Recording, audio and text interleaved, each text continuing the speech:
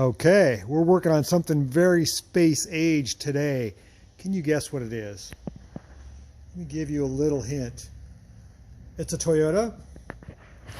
It's four-wheel drive, and it was never ever sold in the United States. Ever.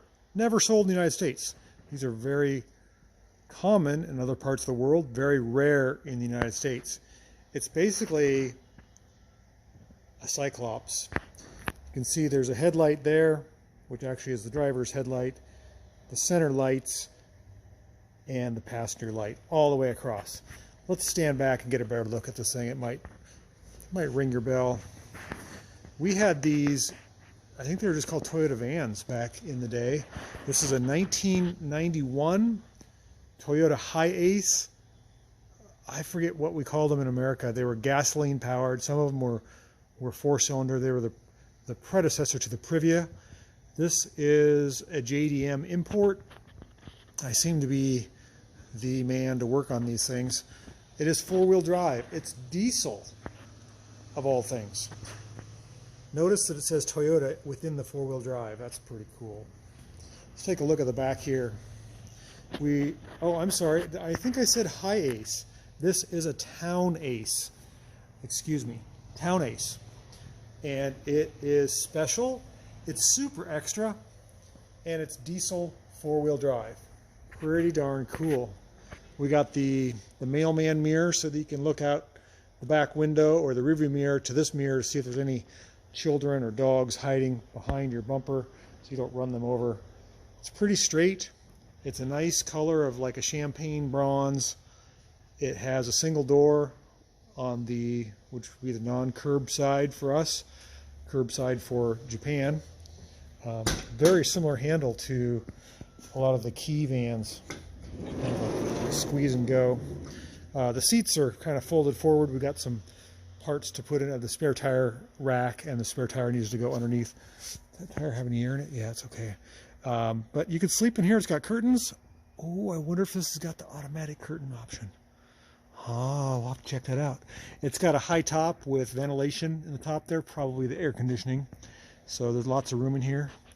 And just a really cool, neat van. Let's take a look at the dash.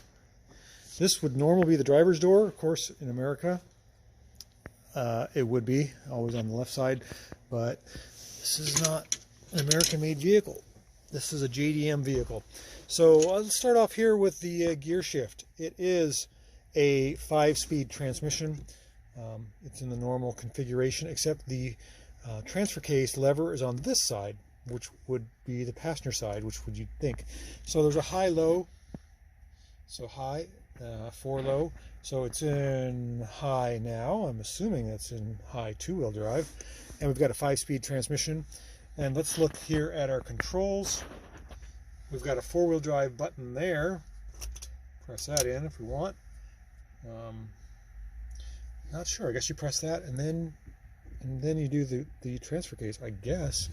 We've got AC rear window defogger, rear window wiper, AC for the front, heater controls, and we've got a tachometer, even though it is a diesel, which is pretty neat. And it's turbocharged, so when you turn the key on, see the turbo light there? I think that comes on mid boost. No, mid boost for green and maybe high boost for yellow. Not sure on that. Whoops, it's mad at us for something here. Let's turn that off. We've got 143,000 kilometers. Just a neat vehicle with power windows, lots of interior headroom, nice cloth seats, a nice combined credenza in the center there that you can lift up and you can put stuff in like that. And the engine is, as you may guess, under the seat. Let's take a look at this engine, shall we? It's a 4-cylinder diesel. Oh, I gotta lift this up like this, and then I gotta hook this strap deal here. Hold on. How do I do this? It goes like this. These Japanese are pretty smart about this thing, so they don't fall down and clunk us in the head. Okay, we got that looped in there. Now we can take a look at the power plant. This is a turbocharged. It's a D turbo, which I'm assuming means diesel turbo. This is 2000 cc's, so it's a 2-liter with a timing belt, and the radiator should be right. The radiator's right here, so it's sort of midship. We got our air filter over here. This is where the turbo sucks in its air. It looks like it goes across down to the other side where the turbo is, and then comes back through the intake manifold somehow. Wait a minute, is the intake manifold on this side? Yeah, I think that's the intake manifold. It's kind of a little tiny thing, but there's your diesel injection pump. Pretty sweet little setup. It's 4-wheel drive, and it does have locking hubs. That's pretty cool. I'm going to get this thing up in the air, and we are going to take a look at the underside. I think you're going to really like it because it's mid-engine. In other words, you can see the engine is behind the passenger and driver seat. So that means the transmission's pushed back, and that means the drive line for the rear is super short. Can't wait to show you that. Oh, there's one more thing I want to show you. We're going to go back to the front here. These lights are so cool. These are turning lights. So you've got your normal turn signals here, and when you turn left or right, these light up as like a headlight that shines to the left and right. Let's demonstrate that. So I'm going to open this door here. We're going to turn on the headlights, which is this switch here.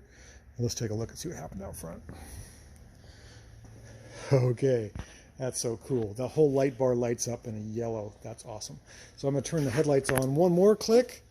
Let's see what happens now. Okay, our headlights come on. And there's our running light there. And I think there's supposed to be a running light here. But let's turn the turn signal on and see what happens. See if this works without the key. Oh, I got to turn the key on. So I'm going to reach in here and turn the key on. Okay, key should be on. Whoops, that's high beams. That's high beams. What am I doing wrong here? Let's see if that turns up. Oh, there we go. So you got to turn the turn signal on correctly. You can hear it blinking. So we've got the turn signal blinking, and we've also got these, how'd you call them? Cornering lights, I guess you call it. Pretty cool. Love that. Japanese engineering. Okay, let's shut off some lights here. And turn signals, still can't get those to go off. It's just a weird position. Oh, I'll get it. All right, let's put this thing up in the air. I want to give you a proper tour of the undercarriage, and you're going to be amazed at how short wheelbase this thing, and probably is very tippy on a windy day or on a windy road. Okay, so we're back, and we have our Toyota Space Van. Hey, that's the word I was thinking of. The American word for these is called Space Van, the gasoline versions. And let's take a look at this thing. So we talked about the hubs, the locking hubs, which I think is pretty cool. We've got 27-inch grabber tires. I think that's about as big of a tire as you can get on this thing. We've got a 2-liter diesel engine, and we've got sort of a bull bar arrangement underneath the van. This is for the air conditioning compressor, air conditioning condenser, evaporator protection. And we've got heat lines and tubes and hoses that go all over this thing. Let's see if we can get started. We've got disc brakes in the front here. Pretty normal. Wishbone, control arms. It's 4-wheel drive, so the hubs are not engaged when I roll the wheels like that. We've got a pretty good sized sway bar. The engine is right here, midships. The front differential is in front of the engine, and the transmission, of course, is behind the engine, which is here, which goes to a super stubby tiny little drive shaft. That's no more than 16, 18 inches long, but then it goes to the rear axle. These things are very short wheelbase, probably very tippy. It does have a full-size Toyota rear axle on the back here, and it is turbocharged again, 2-liter. Pretty restrictive exhaust system, I would say. That's tiny. Pretty cool though. Nice transfer case. Looks like it's vacuum actuated. That's what the button on the dash does, I'm sure.